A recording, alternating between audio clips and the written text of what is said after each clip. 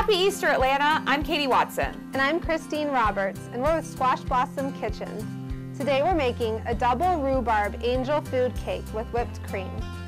The ingredients are eggs, cake flour, sugar, vanilla, heavy whipping cream, cornstarch, salt, cream of tartar, orange, and rhubarb. Legend has it that angel food cake is so named because it's so light and ethereal that it must be food of the angels. I love it because it's a light, delicious dessert that's fairly easy to make and has no added fat. So let's get started. The first thing I'm going to do is mix half of our sugar into our cake flour. And cake flour is just a really nice, finely milled flour that's going to give us a tender, light crumb. So that's about half of our sugar, and I'm going to set the other half aside for later.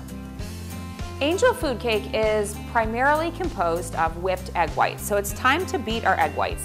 And it's important to note that we need to make sure there's no grease or oil in the egg whites because that will keep them from properly whipping.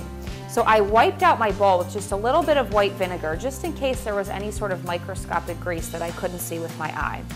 And now I'm going to start separating my eggs.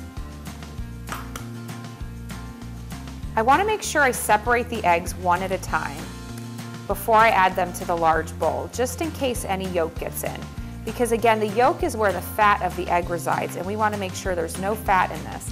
So if by chance I do get some yolk in a shell, I just have to discard that one egg instead of having to start completely over. Now to our egg whites, we're going to add vanilla, salt, and cream of tartar. Cream of tartar is an acidic byproduct of the winemaking process, and what it helps do here is stabilize the egg whites as well as helps them achieve greater volume.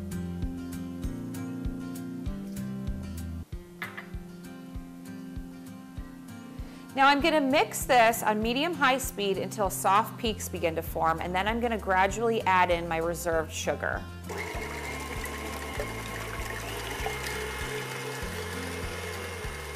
See, we have very soft peaks here. I'm going to turn the mixer back on and continue to beat the egg whites, very gradually adding the reserved sugar from earlier.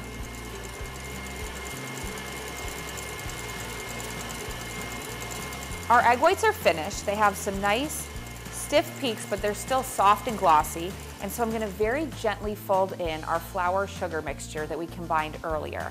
I'm going to use a spatula and be careful not to deflate the batter. Now I very gently folded in our flour mixture, and it's time to put the batter into the cake pans. Angel food cake is traditionally baked in a tube pan, but for today's cake we're going to use round cake pans, which is something a little different. Now when you're baking an angel food cake, you do not want to grease your cake pan, and the reason for that is because the batter actually clings to the walls of the cake pan and climbs it as it bakes, and that's what helps it get that nice, lofty, airy, high height. We're going to bake our angel food cakes at 350 degrees. When they're done, they'll be nicely browned, and a toothpick inserted in the middle will come out clean. We're actually going to cool our angel food cakes upside down, which is going to help set the cake structure. And once they're completely cooled, we can invert them right side up and remove them from the cake pan. While the cakes are baking, we're going to prepare our rhubarb filling. We're going to chop the rhubarb about a ½ inch thick and then toss it with some orange juice and cornstarch and sugar. We're going to toss it with about 2 tablespoons of orange juice, 1 cup of sugar, and cornstarch, which will help thicken the filling. We're going to toss the rhubarb to coat it in the sugar and then transfer it to a small saucepan to cook for about 5 minutes. We're going to bring the rhubarb to a simmer and let it boil for about 5 minutes until it gets really soft. To decorate the cake, we're going to make a nest of rhubarb on top. So to do that, we're going to take the 1 stalk of rhubarb, which we reserved from the filling, and we're going to shave it using a vegetable peeler into long strands. Finally, we're just going to toss our shaved rhubarb with a little bit of sugar and a squeeze of fresh orange juice. To finish the filling, I'm just going to process it with an immersion blender. You could also throw it into a regular blender if you want, and I'm just going to do this until it's smooth, and then I'm going to transfer it to the refrigerator to cool while our cakes are finishing.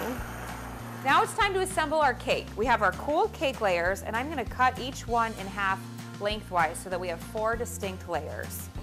And then I'm going to fill the layers with our cooled rhubarb compote. Now to finish our cake, we're simply going to ice it with a little bit of lightly sweetened whipped cream, and Christine's going to crown it with our rhubarb nest. You could easily also put colored Easter eggs or a little chick or something like that inside the nest to decorate. Here we have our finished double rhubarb angel food cake. It's beautiful, it's light, and it's perfect for Easter. Thank you so much for watching. I'm Katie Watson. And I'm Christine Roberts. Have a wonderful Easter, Atlanta.